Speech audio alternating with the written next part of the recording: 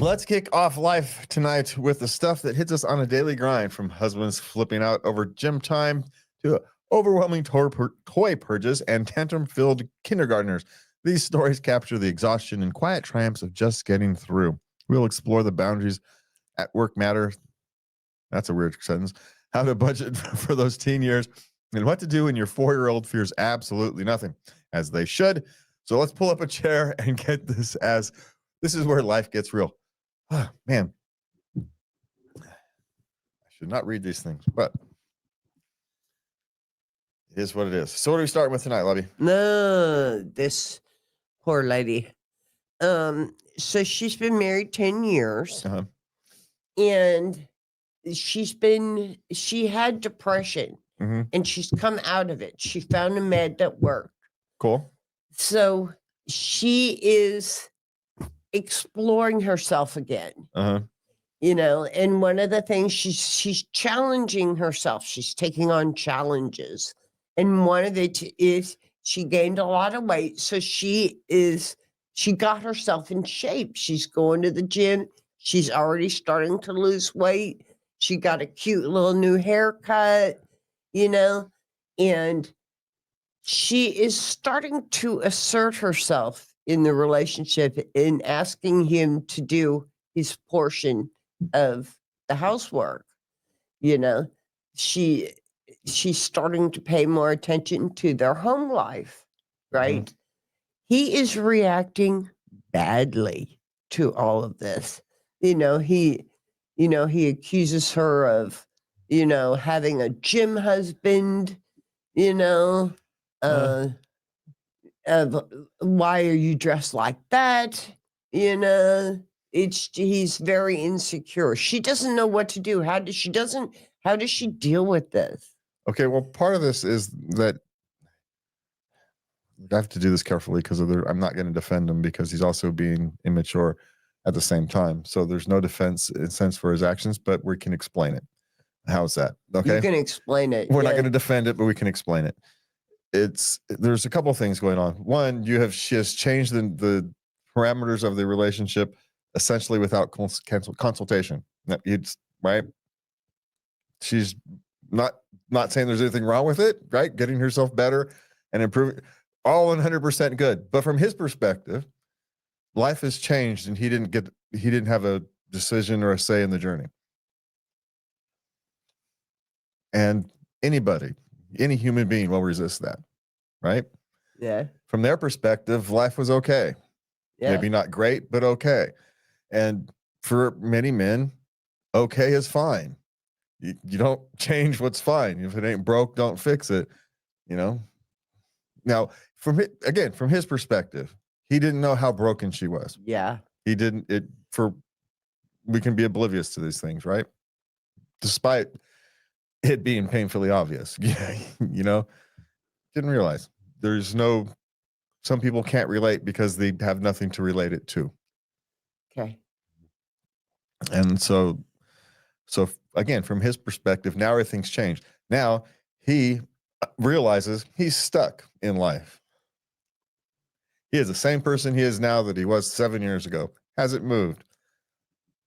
His wife, not only has she changed the parameters of the relationship, come off making her a better human being than he is, and now she's demanding more of him.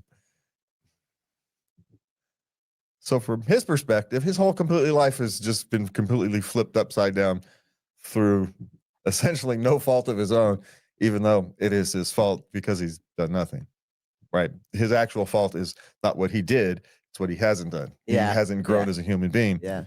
That's his fault.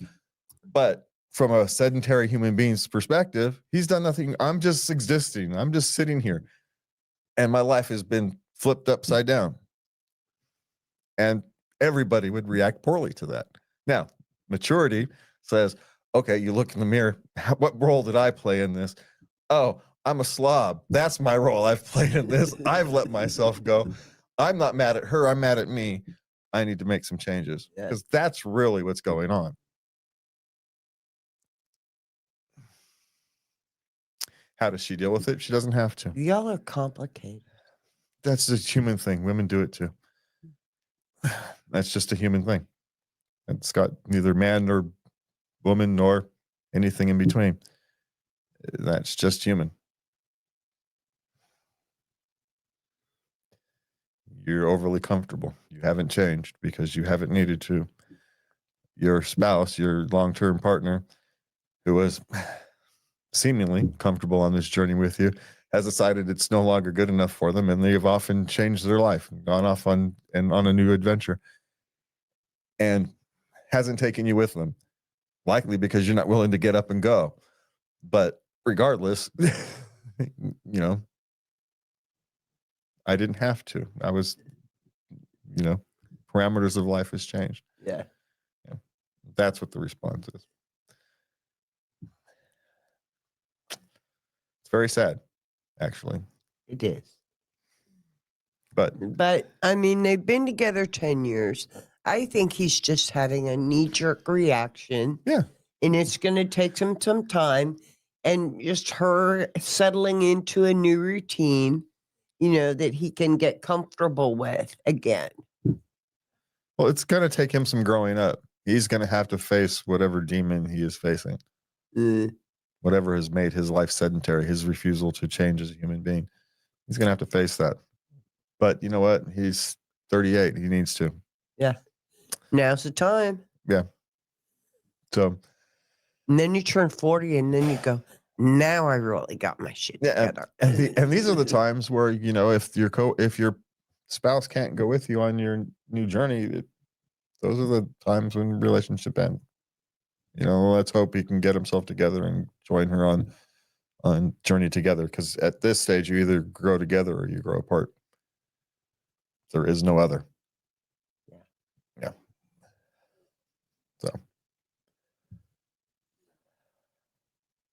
Little compassion on her part for the fact that his life has been flipped upside down too. And this exact same thing happened to me, except I didn't go to the gym, but I had my own exercise program. I came out of a depression. I didn't cut my hair though, but I had the loving support of my family every step of the way. Yeah. And your family too, your mom. Yeah. It's just everything kind of, his world flipped upside down. And anytime anybody's world flips upside down, they have a poor reaction to that, right? It's human.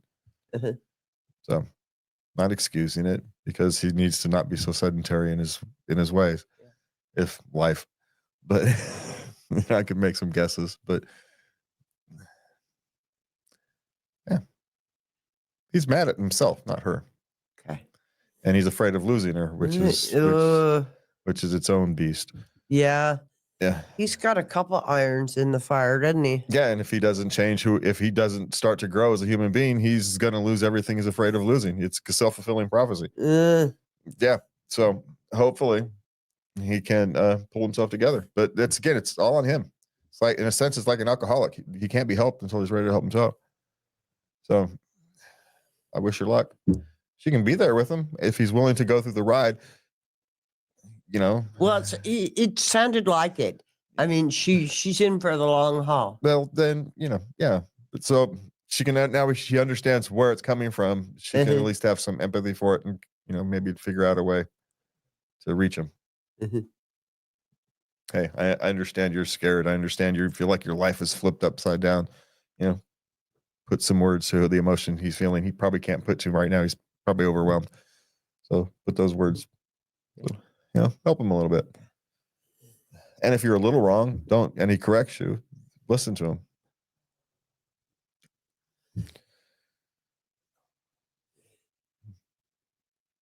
Don't tell him he's wrong for feeling that way. Acknowledge that he's feeling that way. Yeah.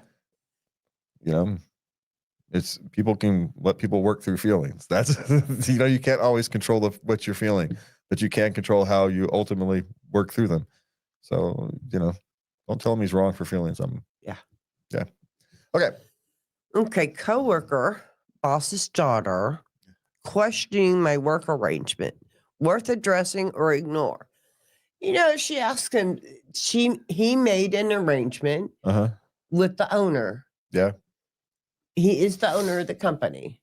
Okay. It's, a small family business. To leave at 3:00. Yeah. And the boss's daughter is like, when do you leave? And he's like, 3 every day. It's an arrangement I made with your dad. Yeah, but do you come back? No. Every day? It's an arrangement I made with your dad. And she just doesn't seem to get it. Say it's written into my contract because it probably is. She doesn't get that he does his day's worth of work in 2/3 of the time. Her dad appreciates that and says, "Yeah, you've done your stuff. Get out of here." Or maybe he shows up early. He's the first one there, or he works off time, and she doesn't realize the rest of his duties or their whatever. remote work. Yeah, whatever it is. He clearly is worth having a flexible work arrangement. Yeah. Otherwise, she's not. Yeah. Well, she's the boss's daughter. She doesn't get any free rides. have you never met boss's daughters before? They get free rides all the time. What are you talking about?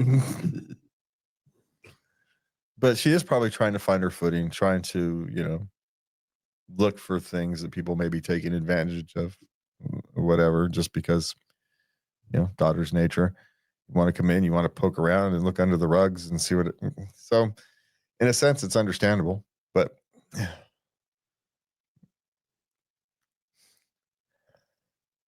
I'd tell her, go talk to your dad. yeah. Or you could go talk to her dad. Could you tell your daughter to back off? This is annoying. You could do that. Since clearly you have a good relationship with him. Just tell her to stop asking. It's annoying. He may have no idea she's poking around underneath the covers. Yeah. She just maybe trying to see how far she can get away with. Oh, God. And she may not even be consciously thinking about it, right? It just could be a instinctive thing. She's daddy's little girl, and so she's taking care of daddy. She thinks she's protecting daddy because, of course, she is. So, anyway. I wouldn't. I've never been in that situation. Well, I've seen it. So, okay. Okay, this next one. This man was hired for a remote job. Okay. Now the company is saying, oh, we're switching it to in office. Yeah. And he wants to know if he has to accept the position. He doesn't think this is legal. Well, it depends upon the details of your contract specifically. When you sign an employment contract, almost everybody does. It tells you at least some parameters. And yours either tells you you're a remote worker or you're an office worker or whatever. But most states, you're an at-will employee. They can let you go for any reason. If they want that job to be in-house, no longer remote, they have every right to make that job an in-house and not remote job for whatever reason. And you can go with it or you can go find a different job. That's how we deal with these things in the United States. But again, it depends on the specific details of his contract. If his contract is detailed and says he is a remote worker, they probably have to live out the contract agreement. But the reality is most of those contracts have clauses that these details can change. And if those details change, you either change with the job or you don't. Mm. They're not going to lock themselves into you being remote work forever when the details of that job might change. Maybe that job is no longer needed. So, okay. But, there's a lot of tech world layoffs, right? Yeah. And they found out that all those extra remote workers weren't very productive. Oh. So that's why they're bringing them back to the office. Oh.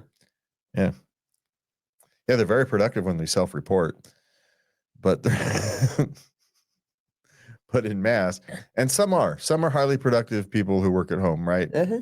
But a lot of people will put in mouse jigglers and stuff so they can pretend to work while they're at home. Mouse jiggler. Oh, there's all kinds of goofy things you can do to make it look like you're working when you're not. No way. Yeah. And it becomes a point is even if it's more productive, it's not worth the hassle of having to set up all this monitoring system. Forget it. Just have them come into the office. Okay. Which means they have to pay for the office, pay for the electricity, all that stuff, which tells you how, unproductive remote work really is. Yeah. If they'd rather pay for the office and the extra insurance which is the real cost of having people come into the office, the extra insurance. So liability insurance and all that. Mm-hmm. So yeah, they don't do it for no reason. I know they just want control. Yeah, they do. They're paying you money. They want some control over your productivity. Yes, they do. Imagine that. Surprise, surprise. What planet have you people been living on? Okay, what is next? Has anyone received an HR email about languages? English only.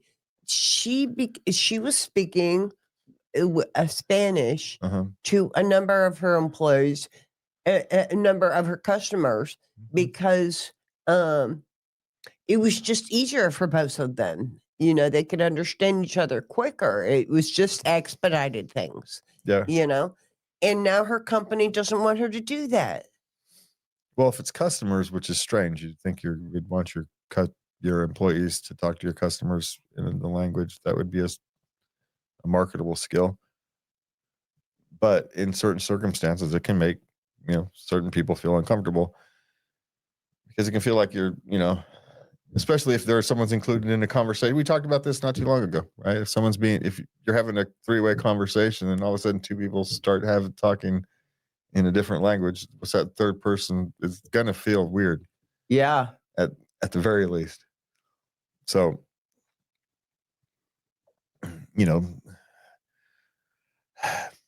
I have a suspicion there's more to this one than we know on both sides. It's just a one-time thing where you're talking to a customer. Doesn't seem like something that any rational company would send a memo out about. I know. So my guess is there's like Paul Harvey. There's the rest of the story here somewhere.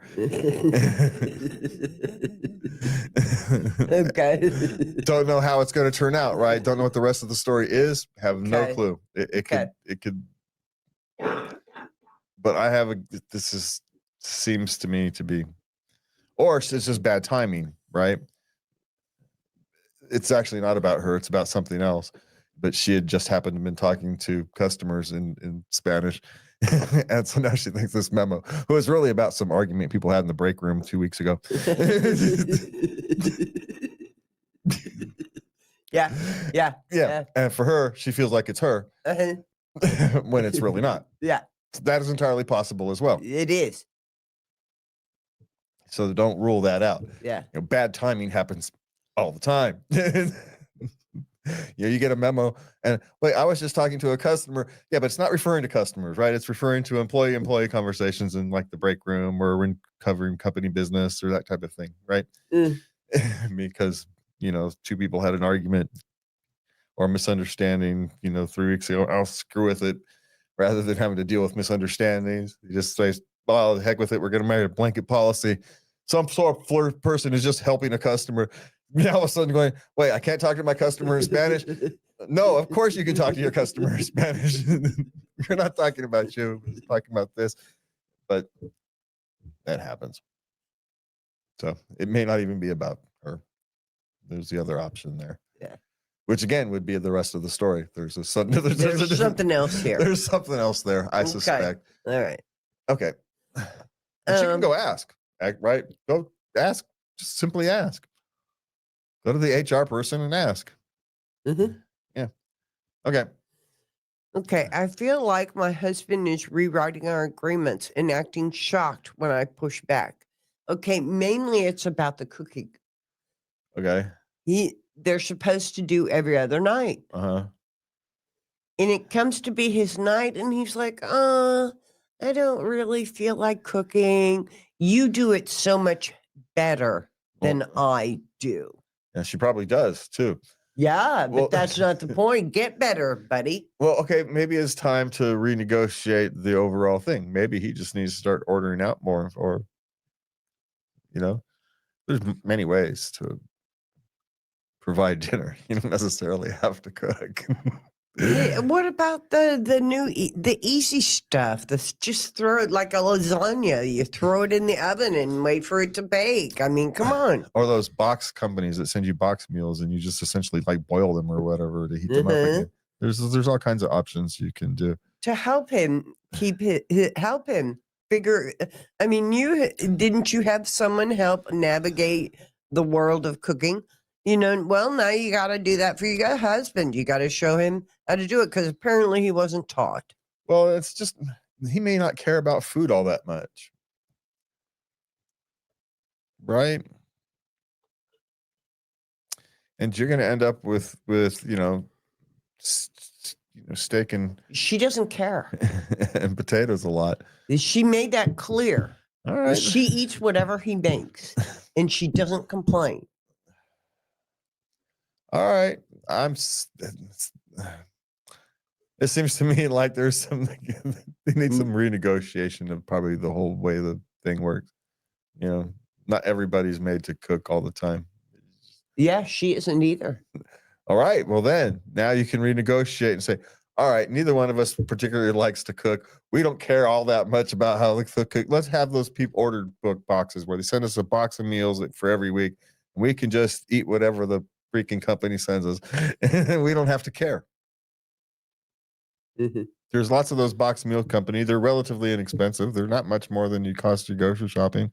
And you don't have to think about it. So that would be my solution. Okay. So now neither one of you have to care. You just have to heat up the meal that someone else made for you. Nutritious and balanced and all that stuff. Well, it tastes great. No, but it probably tastes better than the crap he's going to cook. So, so you win-win. Get you some herbs that you can add yourself. Well, she probably doesn't care that much either, which is actually the benefit. All right, fine. Neither one of us care. Let's get the box delivery stuff, and we don't have to think about food. It comes in a box once a week. And we pull out whatever's scheduled for Tuesday. We eat whatever's scheduled for Tuesday. Yeah. Okay. Yeah. Just be done with it. Just end the argument. Fine. We'll just find a third we'll find a third way. And then the kids are gonna come along, and then the whole thing process starts over again. They're in their 30s. They may not be having kids coming along. I think they're coming soon. They can't even get cooking down. So Yeah, let's try to get them fed first. Baby's happy. Yeah, but let's try to get them fed first before they have to feed others. Well, yeah, but it's kind of they come with their own manna. Well, maybe, but they still need to feed themselves. Let's get them fed before we even think about adding more. Okay. Okay. New owners asked me to take personal time off during my 2 weeks to start early. Okay. She got a new job. Uh-huh. She said, I have to give 2 weeks notice. Okay. They said, okay, but could you take personal time off for those 2 weeks and come to work for us? She doesn't want to do that.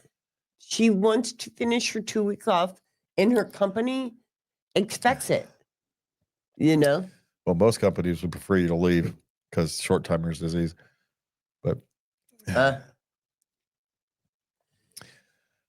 but she wants to leave on good terms.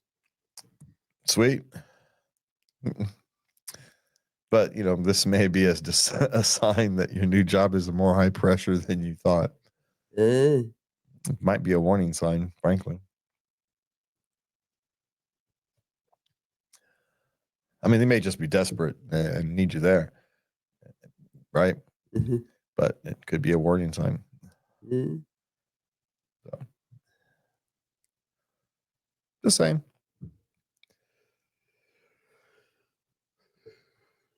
That's good. I hadn't thought of that. Yeah, it could very well be a warning sign of culture problems. It's so, you know, think about that. But it's not too late to change your mind, I suppose. But No. okay, what's next? Okay, last one for our life section. Okay, there is a shameless, gossiping coworker, and he is sucking the life out of everyone around him. Stop participating. That's all you have to do. Just stop listening. That's it. Let them talk. You don't have to hear. Eh. Apparently, you're much better at that than some other people. But then it's a self-feeding thing because they don't get the reward, so Yeah. they go away. Okay. So the minute you can stop paying attention to it is the minute it stops. At least for you. Then it becomes other people's problems. But of course, the question is, why isn't it a cultural problem? Right? Ooh, excuse me.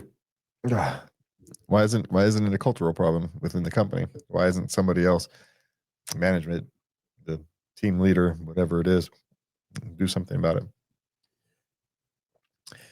That might be a better question. Mm, Whose job is it to actually do something about it? yeah. Yeah. I don't know. But someone's not doing their job. That's my answer. Find out who's not doing their job and ask them to do their job. I guess, or just ignore it and let it die for you. I've known people like this, and I would give them a couple of minutes a day, Uh, and that's it. And they seem to do okay once they figured out the routine. I never give them the time of day. I don't have time for this. I got things to do. I worked in an office with women. Yeah, well, I didn't. You can't snub them like that. No, you can. You very well can. Yeah, but yeah. Then you just become the topic of the gossip. What do you care? You're not listening to it anyway.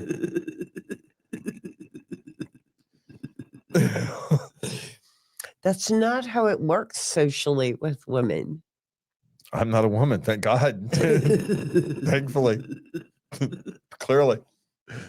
All right. So these life stories always leave me reflecting on how resilient we all are, whether it's decluttering toys or navigating Danny. Where the heck did they get this one? It's small wins that keep us going. Stick around as we shift into love. Please remember to love everybody. Good night.